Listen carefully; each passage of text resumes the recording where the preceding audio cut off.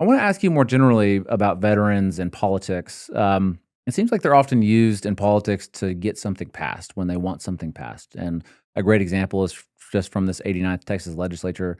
They passed a $50 million Ibogaine study for veterans, and a lot of the push was we're going to use this to help help study PTSD in veterans. But now veterans are kind of being ignored. I don't even know that a lot of veterans go testify in favor of that Ibogaine study, but there's a lot of veterans that are testifying against SB5. I was there for testimony in favor of the Ibogaine study, and many of the veterans that were testifying in opposition of SB3 were over there testifying in favor. So it was like we were kind of going between the two. I would say that we're not being listened to, or we're being ignored, because we're definitely being loud and we're definitely being heard.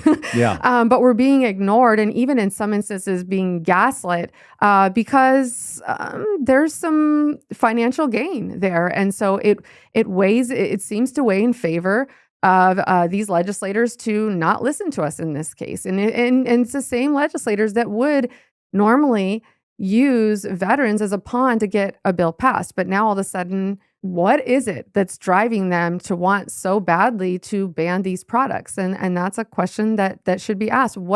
Who is funding this? What is there to gain from this? And we've seen there's possibly some alcohol industry lobbying that's happening.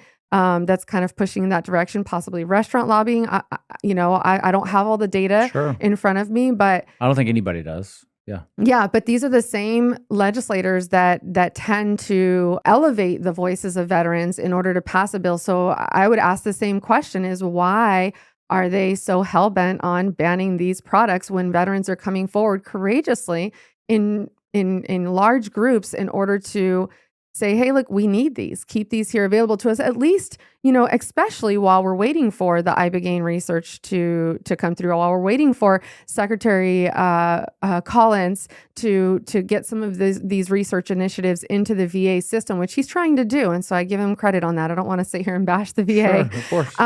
But he's trying to get these modalities available to veterans. But in the interim, keep this one that is accessible available to veterans, so that they have, when they're caught in that crosshair of, I feel like I want to take my life, they have something that they can pull off the shelf and take.